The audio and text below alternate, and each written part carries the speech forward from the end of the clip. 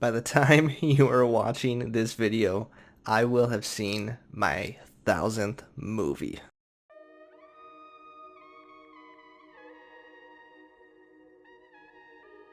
Okay, before we get to me just ranting about how much I love movies, please leave a like button. It means so much. I love making videos like this. I love talking about films. It would mean the world to me if you could just like this video. It helps the YouTube algorithm and lets other people see this video too. And subscribe if you're not subscribed. So I decided to watch Citizen Kane for number 1000. I've never seen it before and figured it was about time since a lot of people considered it to be the greatest movie of all time. But this video is not to talk about Citizen Kane. This isn't a review or anything like that. In fact, I actually want to reflect on the first 1000 movies that I've ever seen. So in case you're new here, pretty much in every video I say follow me on Letterboxd, and I mean it, because the past couple years this has been a game changer for me in keeping track of how many movies I've actually seen. It's been so much fun to keep a film diary, to rate and review the ones I want, to keep lists, and it's been so much fun to better organize all the films that I have seen. I also have an Excel list of every single movie I have seen with a number rating 1 through 100, and there are actually only 3 movies of the 1000 that have a 100. Those 3 perfect movies to me, again, my opinion, are The Lion King, which is just because I, grew up in the 90s when it was the perfect age for that. The Dark Knight, because I was in high school when that movie came out, again, just perfect timing.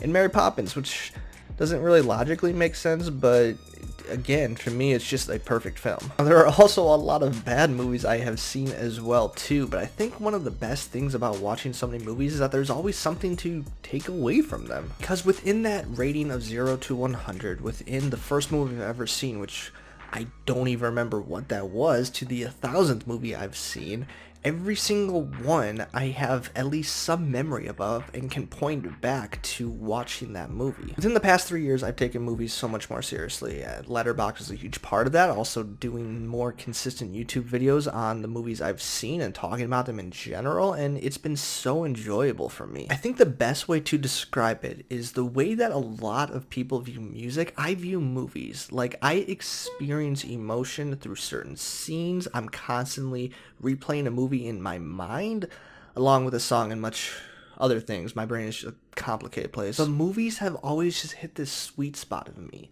They take me back to certain moments in my life, and I think that's why I know it's why I put movies like The Lion King and The Dark Knight and Mary Poppins so high up. And we all feel that with movies to some extent. Like, there are movies that you just cannot say they are bad movies, even though objectively they probably are. Nostalgia plays a huge part of movies, and I think that's fantastic. I love that we all have just such differing opinions on it. I love discussing what makes a great film, because there really isn't a right answer. Another reason why I find films so entertaining is because it's such a nice break from life. When you walk into a movie theater and you just give your complete undivided attention to a screen to just immerse you into a different universe, another person's perspective, something that you will never experience in your life, that is so powerful. The theater experience to me is so much associated with memories. There are times where I can just go back to when I watched a movie in theaters and it just brings up so many positive emotions. In recent memories, I remember seeing Avengers Endgame in the midnight premiere, and that crowd was so fun to be a part of, and I don't think I'm ever going to see an experience like that again, which is really sad to me. I remember the first time I watched The Dark Knight in theaters, and I was just blown away, and I had to go see it another 2 times. And in high school, that was a huge deal to see a movie 3 times in theaters, and now I'm almost ashamed of how many movies I've seen 3 times in theaters. About 2 years ago, I saw 2001: A Space Odyssey in IMAX for the first time, which felt like it was too late, but I just never saw it, and I was able to experience on the big screen with the sound quality that was just so ear-piercing at certain moments, but yet so powerful. And I walked out of that theater with my wife, my brother, my friends who saw it with us, and we all were just like, what did we just watch? And the cool thing was, like, the confusion of what that movie actually meant was still happening today, just as it did 50 years ago. We were all able to experience that for the first time and just go home and talk about it and being like, yeah, I don't know what that movie meant, but I liked it. There's just something so special when you watch a movie with someone and both of you, or all of you, depending on like how many of you are watching it, are just brought into this world and you all have that same shared experience. And this is my next favorite part of watching movies that unfortunately not enough people do. Because while movies can be a distraction for life, and I think a much needed distraction for a lot of us, I think the more important thing about movies is what do you do after you watch that movie? What are you going to do with the story that you just saw? Are you just going to forget that you ever saw it? Or are you actually going to take something away and apply it to your life? Or try to learn a lesson? Or try to find some sort of meaning in it? Because not enough people do that. And that is the most rewarding part to me about watching movies. There are a lot of movies that are able to cross that cultural line. Movies like Get Out, that all of a sudden start a conversation that everyone's talking about, and people are actually interested in learning more about the meaning behind that movie. I mean, you got movies like The Breakfast Club, right? A classic, and everyone kind of understands, if you've seen it that is, of like what this movie's trying to tell you. But the problem is there's so many more movies that are trying to say something, we just don't really take the time to understand the deeper meaning of it. And not all of them have this great mind-blowing experience of a underlining tone. Some of them are just for fun. Sometimes movies are just supposed to make you laugh, and that's fantastic. Sometimes they're supposed to make you think, and that's great too. Sometimes they're supposed to be just dumb, big, blockbuster action movies that just don't mean a single thing. But the challenge for you watching that film is like, can I take something away from this? I can't tell you the amount of bonding I've had with people while quoting Anchorman or Hot Rod. Even if a movie is the worst movie you've ever seen, is there something you can take away from it? Because I'm a big believer that there is no wasting time when watching movies. Movies are supposed to make you feel emotion, whether that's humor or the adrenaline of watching an action movie or being scared in a horror movie, which in my opinion is the most underrated genre within movies. Think of Inside Out. Like, the moral of that movie was like, sometimes you need sadness in order to go along with the happy moments. And in the same way, like, it's okay to watch a sad movie. Sometimes it's fun to explore those emotions with yourself. I think another reason I like movies so much is that nobody can be wrong about them.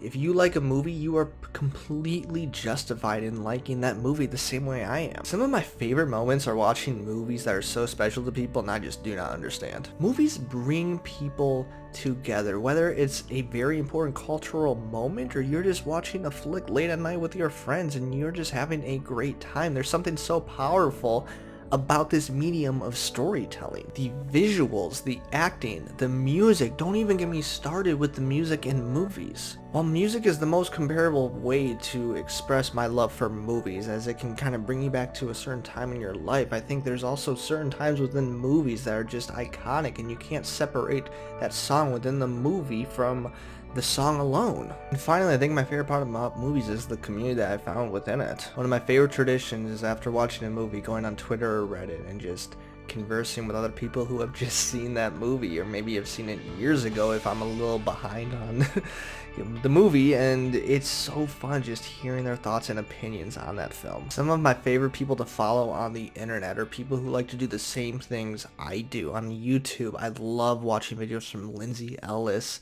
Karsten Runquist, Patrick H. Williams, Jeremy Jans, Mr. Sunday Movies. These are people who are honestly doing what I really want to do on this platform and have been doing, but they're doing it on such a larger scale, and their insight to the films that they talk about are just so fantastic. And I would encourage any one of you who are interested in YouTube channels talking about films as much as I love them and even more to go watch these people. There are also so many great podcasts. I love being a part of their community as well. You got Lights Camera Barstool / Filmcast, Blank Check Unspooled, and the same thing. These are all just people who love movies and love talking about them. So that's it.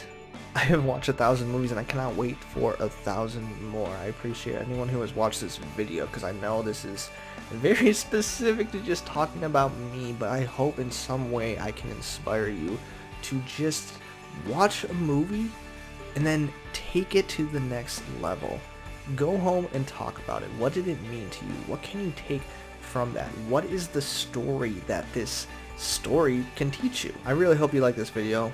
Please, please, please leave a like and subscribe if you like this. Again, this is such a passion of mine and I just love that I have the ability to make videos like this. So if you like what you see and want to see more, subscribe. That's it. Thanks for watching. I'll see you next time.